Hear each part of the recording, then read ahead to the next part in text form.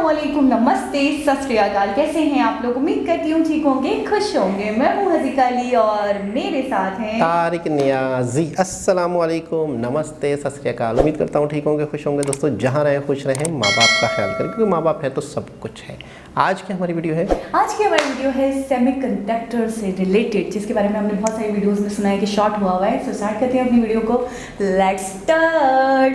ये बोलते हैं ओके गाइस, तो वीडियो का टाइटल है how India can become a world leader in semiconductor chip, future of semiconductor. So start. दोस्तों, इंटेल के क्रैक बैरेट कहते हैं कि आज तक हम इंसानों ने जो कुछ भी बनाया उसमें सेमीकंडक्टर माइक्रोप्रोसेसर्स सबसे कॉम्प्लिकेटेड इन्वेंशंस हैं।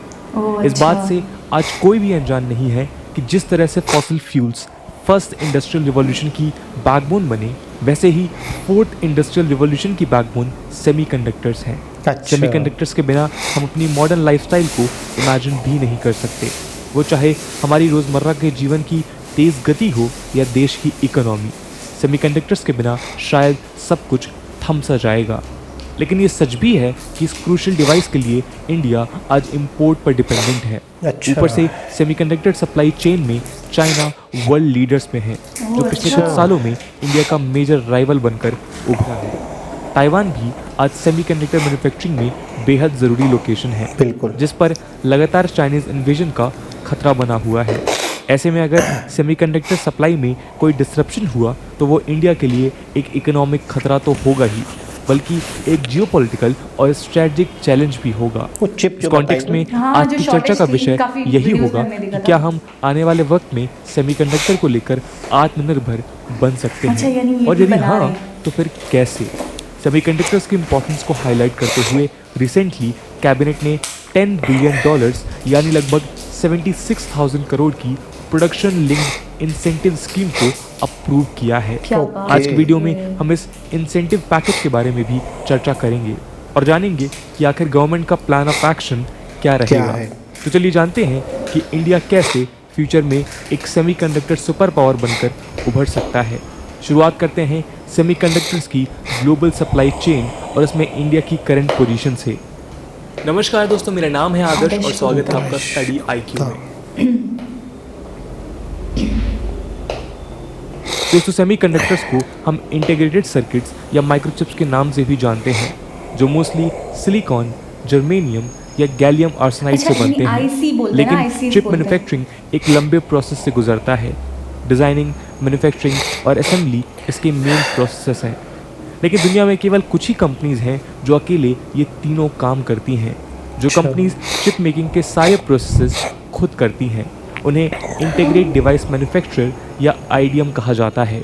परंतु कॉस्ट एफिशिएंसी के लिए मोस्ट सेमीकंडक्टर्स का डेवलपमेंट प्रोसेस अलग अलग सेगमेंट्स में डिवाइडेड है। डिज़ाइनिंग सबसे ज़्यादा इन्वेस्टमेंट डिमांड करता है, क्योंकि इसमें रिसर्च एंड डेवलपमेंट इन्वॉल्व है।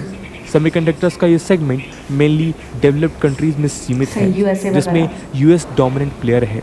जो कंपनीज केवल डिज़ाइनिंग करती हैं और अपने डिज़ाइंस को मैन्युफैक्चरिंग के लिए आउटसोर्स करती हैं, उन्हें फैबलेस फर्म्स कहा जाता है।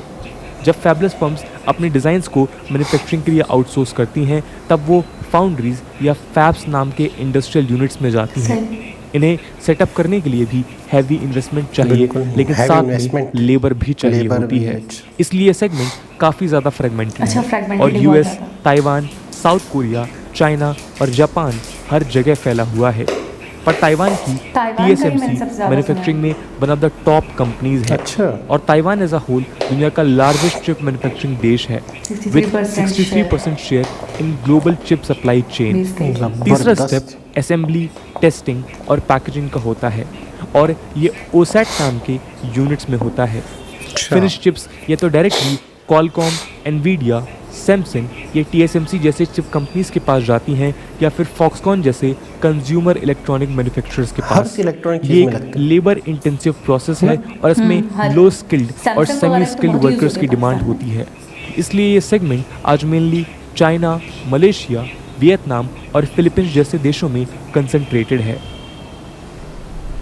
Where does India stand? India कहाँ खड़ा है? अब इंडिया की बात करें तो मार्च 2021 तक इंडिया में 100% सेमीकंडक्टर्स बाहर से आते थे, यानी चिप मैन्युफैक्चरिंग में इंडिया बेहद पीछे है। पर इंडिया के पास चिप डिज़ाइन और असेंबली में एडवांटेज है।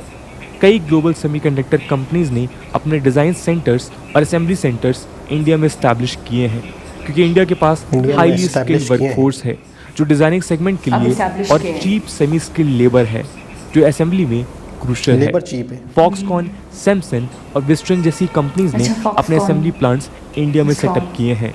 Ministry of electronics and information technology के हिसाब से इंडिया में आज लगभग 20,000 इंजीनियर्स चिप डिज़ाइनिंग में इन्वॉल्व हैं, पर फिर भी ग्लोबल स्केल के हिसाब जबरदस्त। से 20,000 इंडिया का रोल सेमीकंडक्टर सप्लाई चेन में अभी भी नेग्लिजिबल ही है। पीछे ओवरऑल सेमीकंडक्टर प्रोडक्शन में आज यूएस 50% से ज़्यादा मार्केट को डोमिनेट करता है। वर्ल्ड के most leading semiconductor manufacturers US से ही आते हैं, जिनमें इंटेल, एनवीडिया, ब्रॉडकॉम और टेक्सास इंस्ट्रूमेंट्स इंक्लूडेड हैं। इसके बाद fifth major company Samsung South Korea से है। सेमीकंडक्टर इंडस्ट्री में इन ग्लोबल एमएनसीज का डोमिनेंस केवल इसलिए है क्योंकि ये इंडस्ट्री हाईली स्पेशलाइज्ड और सेमीकंडक्टर मैन्युफैक्चरिंग में हैवी इन्वेस्टमेंट और मैन्युफैक्चरिंग कॉस्ट इन्वॉल्व होती है। कैपिटल इंटेंसिव इसलिए क्योंकि सेमीकंडक्टर रिलेटेड टेक्नोलॉजी में हर रोज़ नए इनोवेशंस होते हैं, जिसके चलते यहाँ रिसर्च एंड डिज़ाइन में इन्वेस्टमेंट बेहद ज़रूरी है। मैन्युफैक्चरिंग के लिए एक फाउंड्री को इस्टेब्लिश करना भी कैपिटल इंटेंसिव प्रोसेस है। कुछ रिपोर्ट्स के हिसाब से एक फाउंड्री के लिए ही लगभग 15 से 20 बिलियन डॉलर्स का इन्वेस्टमेंट लगता है। ये अमाउंट कितना ज़्यादा है इसका अंदाज़ा आप इस बात से लगा सकते हैं कि इंडिया का रिसेंट इंसेंटिव पैकेज सिर्फ 10 बिलियन डॉलर्स का है। खैर, सेमीकंडक्टर्स में इंडिया आज एक डिज़ाइन और मैन्युफैक्चरिंग हब बनना चाहता है, और वो केवल असेंबली में लिमिटेड नहीं रहना चाहता। ऐसा इसलिए क्योंकि जब तक डिज़ाइन और मैन्युफैक्चरिंग सेगमेंट में हम सिग्निफिकेंट स्टेप्स नहीं लेंगे, तब तक इस फील्ड में ट्रूली आत्मनिर्भर बन पाना इम्पॉसिबल है।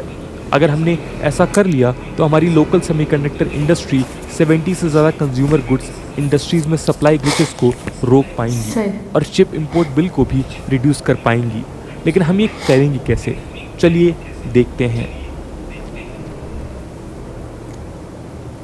दोस्तों, सबसे पहला इम्पॉर्टेंट एरिया ऑफ फोकस है रिसर्च एंड डेवलपमेंट और डिज़ाइनिंग।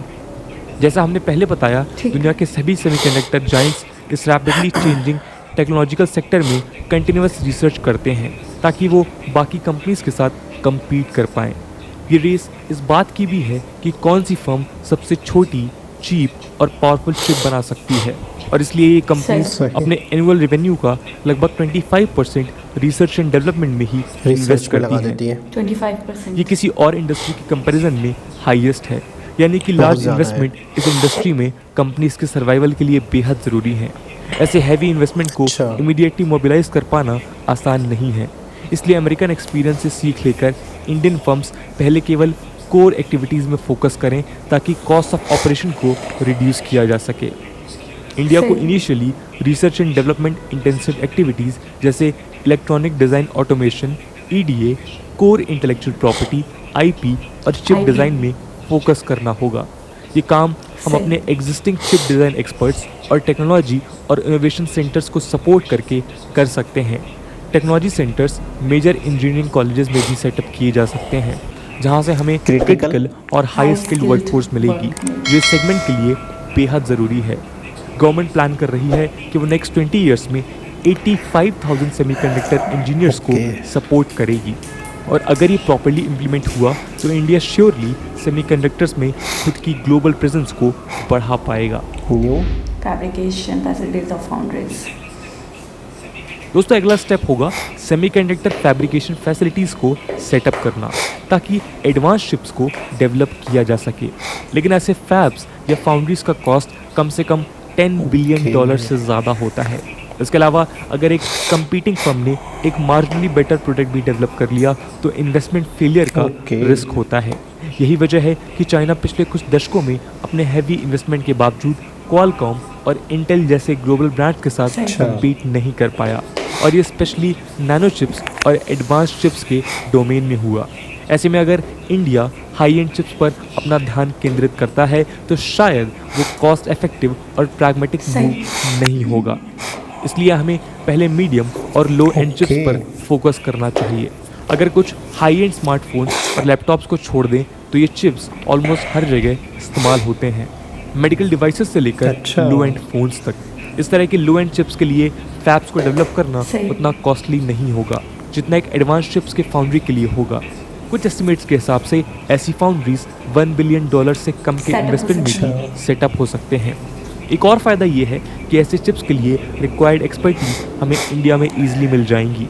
इससे ये भी फ़ायदा होगा कि हम मीडियम और लो एंड चिप्स में ओरिजिनल डिज़ाइन ODM मैन्युफैक्चरर यानी कि ODM बन सकेंगे और इन्हें लार्ज स्केल में प्रोड्यूस कर खुद को चिप सप्लाई चेन में इंटीग्रेट कर पाएंगे। धीरे धीरे इंडियन फर्म्स का एक सही। अपना इकोसिस्टम डेवलप होगा और लोकल कंपनीज भी अपनी एक्वायर्ड कैपिटल को इस्तेमाल कर खुद के ब्रांड्स डेवलप कर सकेंगे। Assembly, testing and packaging ATP. आज ये सेगमेंट पूरी इंडस्ट्री का 10% बाय वैल्यू शेयर कंट्रोल करता है। ये एक लेबर इंटेंसिव सेक्टर है और इसलिए चाइना अच्छा। इसमें वर्ल्ड लीडर है। लेकिन चाइना में अब कॉस्ट ऑफ लेबर बढ़ रही है और वहाँ की पॉपुलेशन भी बूढ़ी हो रही है। ऐसे में इंडिया अब में डेमोग्राफिक डिविडेंड और चीप लेबर के साथ इस सेगमेंट में ह्यूज पोटेंशियल होल्ड करता है। लेकिन आज वियतनाम और मलेशिया जैसे देश इंडिया के लिए एक चैलेंज है, जहां असेंबली यूनिट्स चाइना से अच्छा। शिफ्ट हो रहे हैं। ऐसे में इंडिया के लिए ये बेहद ज़रूरी है कि वो इस सेक्टर के लिए रिक्वायर्ड बेसिक स्किल्स अपनी वर्कफोर्स को स्किल इंडिया मिशन के तहत प्रोवाइड करें और ईज़ ऑफ डूइंग बिजनेस को फर्दर इम्प्रूव कर कंपनीज को अट्रैक्ट करें। फॉक्सकॉन, विस्ट्रन और सैमसंग के प्लांट्स इंडिया में शुरू हुए हैं और ये ट्रेंड कंटिन्यूड रहना चाहिए। टाटा ग्रुप भी इस सेगमेंट में एंटर करने के लिए $300 मिलियन इन्वेस्टमेंट करने के प्लान में है और इसके लिए वो कई स्टेट गवर्नमेंट्स के साथ चर्चा कर रहा है। यूपी गवर्नमेंट भी अपनी new UP electronics manufacturing policy 2020 के तहत 40,000 करोड़ का इन्वेस्टमेंट मोबिलाइज करने के प्लान्स बना रहा है और प्राइवेट प्लेयर्स को यूपी में प्लांट क्या सेटअप करने बात के है, लिए private अट्रैक्ट करने players। की कोशिश कर रहा है। स्टेट लेवल पर बहुत ऐसे बड़ी बात है। इनिशिएटिव्स बेहद ज़रूरी है। कुछ महीने पहले इंडिया और ताइवान के बीच एक 56,000 करोड़ की डील की चर्चा सामने आई थी, जिसके तहत TSMC जैसी कंपनीज के साथ इंडिया में सेमीकंडक्टर मैन्युफैक्चरिंग हब्स क्रिएट करने की बात हो रही थी। ऐसे इंटरनेशनल कोलैबोरेशंस भी हमारे सेमीकंडक्टर प्लांट्स के बहुत लिए मुफीद बात क्रूशल साबित हो सकते हैं। कुछ एक्सपर्ट्स कहते हैं कि इंडिया अपनी एग्जिस्टिंग एक्सपर्टीज़ को सपोर्ट प्रोवाइड कर एक ऐसा माहौल बना सकता है और वो अपने फार्मा सेक्टर वाले मॉडल को रिपीट कर सकता है। इंडिया में फार्मा सेक्टर का राइज लो कॉस्ट जेनरिक्स के चलते था, जो रिवर्स इंजीनियरिंग का प्रोडक्ट थे। इन लो कॉस्ट जेनरिक्स को इंडिया ने अफ्रीकन देशों में सप्लाई कर अपनी इंडस्ट्री को एक्सपोर्ट ओरिएंटेड भी बनाया। एड्स के एंटी रेट्रोवियल ड्रग्स के चीपर वर्जन्स इसके एग्जाम्पल्स हैं, जिनके लिए पहले वेस्टर्न फार्मा जायंट्स $12,000 पर पर्सन तक चार्ज करते थे। अगर इंडिया यही मॉडल चिप्स में अप्लाई कर अच्छा। एग्जिस्टिंग सेमीकंडक्टर्स के चीपर वर्जन प्रोड्यूस कर ले तो पुअर कंट्रीज में वो अपने लिए एक बड़ा मार्केट बनाकर ग्लोबल जायंट्स के डोमिनेंस को चैलेंज कर सकता है, स्पेशली तब जब इन लार्ज चिप मेकर्स के साथ compete करने के लिए रिक्वायर्ड बजट अभी हमारे पास नहीं है। नए इंसेंटिव पैकेज की बात करें तो उनमें गवर्नमेंट 50% एलिजिबल कंपनीज को 50% प्रोजेक्ट कॉस्ट का सपोर्ट देने के प्लान्स में है, जो बहुत ही एक बड़ा। वेलकम स्टेप होगा। 50%। इसके अलावा सेंट्रल गवर्नमेंट स्टेट के साथ कोऑर्डिनेट कर फैब्रिकेशन प्लांट्स के लिए रिक्वायर्ड इंफ्रास्ट्रक्चर बिल्ड करने की बात भी कर रही है। इसमें कंटिन्यूड पावर सप्लाई एक अहम फैक्टर है। इसके अलावा ये package indigenous chip design companies को भी सपोर्ट करेगा। खैर, ये भी ध्यान देना होगा कि इंडिया ने पहले भी ऐसे प्लान्स बनाए थे जो उतने सक्सेसफुल नहीं हुए। फॉर एग्जांपल 2007 में इंटेल ने ये इंटरेस्ट दिखाया था कि वो इंडिया में चिप डेवलपमेंट करेगा, लेकिन फिर वो चाइना और वियतनाम चला गया। 2013 में गवर्नमेंट ने जेपी ग्रुप और HSMC की प्रोजेक्ट कॉस्ट को सब्सिडाइज करने का अप्रूवल दिया, लेकिन वो इन्वेस्टर्स अट्रैक्ट करने में फेल हो गए। ये सब लार्जली इंफ्रास्ट्रक्चर कंस्ट्रेंट के चलते हुआ। लैक ऑफ कंटिन्यूस और स्टेबल पावर सप्लाई इसका मेजर रीज़न माना गया। इसके अलावा एक नई चिप फैक्ट्री को हर दिन 20 million litres of ultra pure water चाहिए होता है। साथ में फैक्ट्रीज के अंदर भी एक क्लीन एंड पॉल्यूशन फ्री सही। एनवायरनमेंट बेहद ज़रूरी है, क्योंकि डस्ट चिप को कॉम्प्रोमाइज़ कर सकती है। ये सारे प्रॉब्लम्स को एड्रेस करना इस नए प्लान में बेहद ज़रूरी होगा। साथ में गवर्नमेंट को कुछ ऐसे जोन्स और एरियाज़ को भी ढूंढना होगा जिन्हें डेडिकेटेड सेमीकंडक्टर कॉरिडोर के रूप में डेवलप किया जा सके और ग्लोबल चिप मेकर्स और इंडिजिनस कंपनीज दोनों को अट्रैक्ट किया जा सके। दोस्तों, हम उम्मीद करते हैं कि सेमीकंडक्टर्स के इस दौर में इंडिया एक ग्लोबल पावर बनकर उभरेगा और हम 21st सेंचुरी को ट्रूली इंडियन सेंचुरी बनाने में कामयाब होंगे। इस पूरे मुद्दे को लेकर आपका क्या ओपिनियन है और आपके वो कौन से सुझाव हैं जिनके हिसाब से इंडिया एक सेमीकंडक्टर सुपर पावर बन सकता है? कमेंट सेक्शन में ज़रूर बताइएगा। आज की वीडियो के लिए इतना ही। आई होप आपको वीडियो पसंद आई होगी और अगर पसंद आई है तो अपने दोस्तों के साथ शेयर करना मत भूलिएगा। हम मिलते हैं अगले वीडियो में, तब तक के लिए जय हिंद, जय भारत।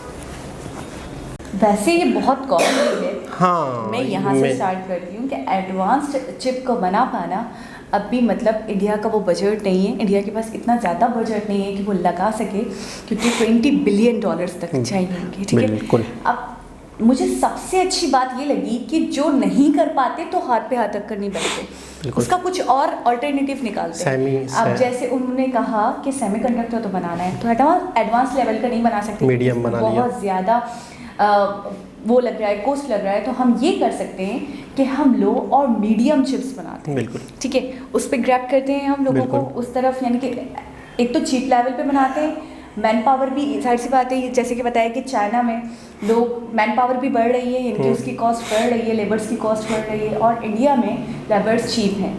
तो जब हम बना पाएंगे तो वो कंट्रीज जो पुअर हैं, जो अफोर्ड नहीं कर पा रहे, तो वहाँ पे भी हम इन्हें एक्सपोर्ट कर पाएंगे। फिर आहिस्ता आहिस्ता करके हम ग्रैब करेंगे दूसरी कंट्रीज़ को, बिजनेस कर पाएँ, ताकि लोग आए, इंटरेस्ट दिखाएं, दूसरी कंपनीज भी।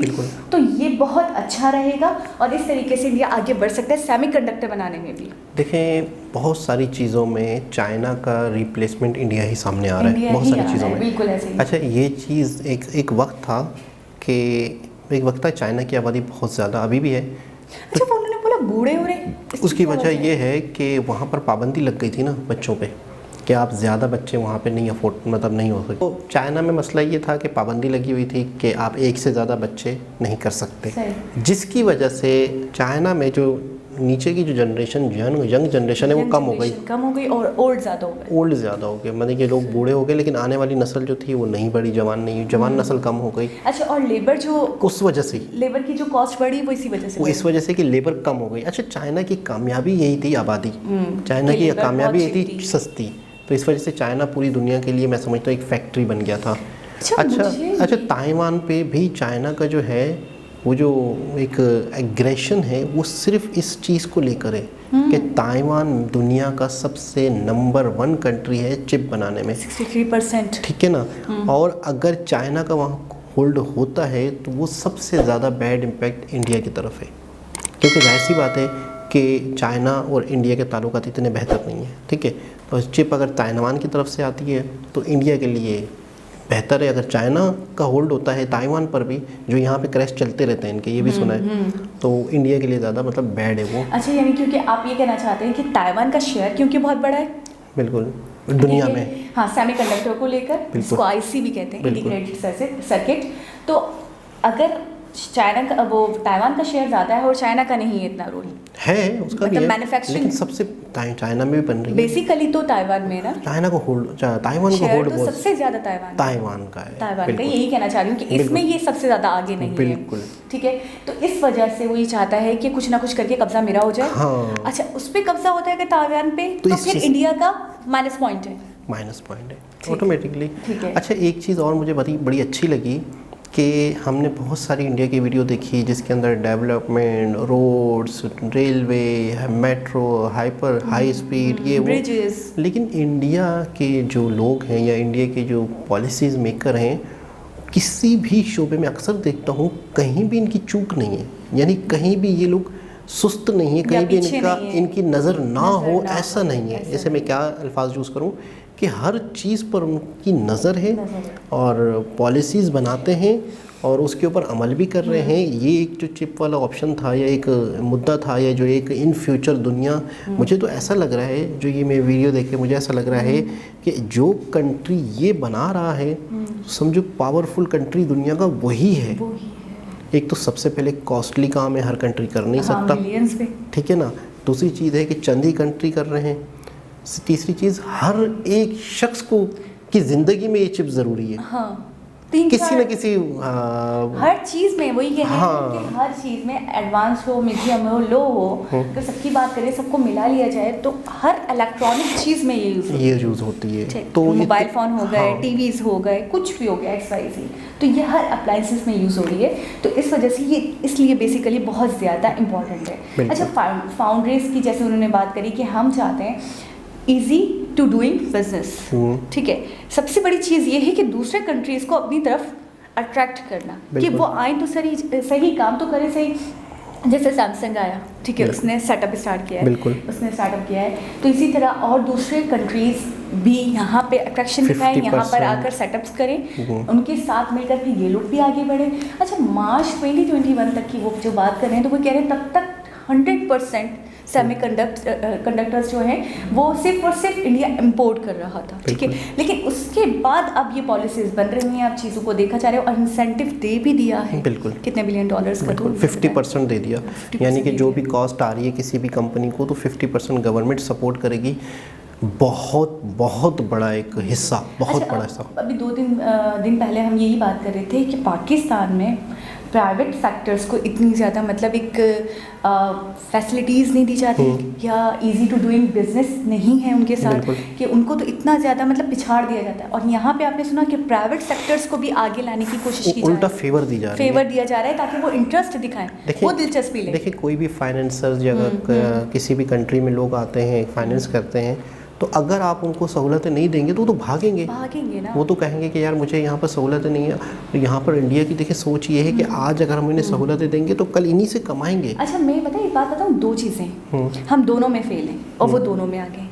एक तो दूसरे जो बैरूनी मुल्क हैं ना, जो ममालिक हैं, बाहर के जो ममालिक हैं, उनको अट्रैक्ट करके अपनी कंट्री में लाना, ताकि वो सेटअप्स करें, ताकि वो स्टार्टअप्स करें, ताकि वो यहाँ पे भी स्टार्ट करें अपना बिजनेस और काम करें, ठीक है, और वो चीज़ों को बनाएं। दूसरा है कंट्री के अंदर रहते हुए जो लोग हैं, जो प्राइवेट सेक्टर्स हैं, जो ऐसे इन्वेस्टर्स हैं जिनके पास पैसा है, तो उनको अट्रैक्ट करना अपनी पॉलिसीज़ के थ्रू, ठीक है, ये गवर्नमेंट का काम है ना, और उनको अट्रैक्ट करके बिजनेस स्टार्ट करवाना, सेटअप स्टार्ट करवाना, जिन चीज़ की कमी है, जिन चीज़ पे काम हो सकता है, जिन फील्ड्स में पीछे है, आगे आना। तो ये 2 बातें, और ये दोनों चीज़ें मैंने अपने कंट्री में नहीं देखी। बिल्कुल। और बाहर के इन्वेस्टर्स तो आप छोड़ ही दें कि बाहर से आके कोई करे, यहाँ पे तो अगर कोई दिलचस्पी दिखा भी रहा है तो उसके साथ ऐसा रवैया होता है कि वो बेचारा खुद ही कहता है कि भाई कहना तो मुझे करना ही नहीं है। आपने देखा कि टाटा भी मतलब इसमें इंटरेस्ट ले रहा है, मज़ीद उसकी मतलब गवर्नमेंट के इदारों से, लोगों से बातचीत भी चल रही है, क्योंकि टाटा एक ऐसा नाम है इंडिया का जो मतलब है कि सबसे ज़्यादा इन्वेस्टमेंट टाटा की है या मुकेश अंबानी की है, इनकी है। तो टाटा ने भी इसमें एक तरह से कूद पड़ा है या इसके अंदर शामिल हो गया इस काम में। और इन फ्यूचर मुझे ऐसा लग रहा है कि यही कंट्रीज़ कामयाब होंगे, यही कंट्री दुनिया पे राज करेंगे जो इस तरह ये चीज़ बनाएंगे। वरना तो मेरे ख्याल में बाकी और कुछ भी नहीं बचता। हर चीज़ इलेक्ट्रॉनिक, हर चीज़ छोटे से छोटा डिवाइस है वो इलेक्ट्रॉनिक है। और हर चीज़ में, हर डिवाइस में जब वो यूज़ हो रहा है तो वो कितनी बेसिक चीज़ हो गई। तो मैं तो वही कहूँगा कि बड़ी बात है कि इंडिया की इस पर भी नज़र है। और एक हमारे लिए बहुत बहुत बहुत बड़ी इन्फॉर्मेटिव वीडियो थी, बहुत ही मतलब इसमें हमें बहुत ज़्यादा नॉलेज मिली। बिल्कुल। तो दोस्तों, दोबारा किसी और वीडियो के साथ आपसे मुलाकात होगी, जब तक के लिए अल्लाह हाफ़िज़।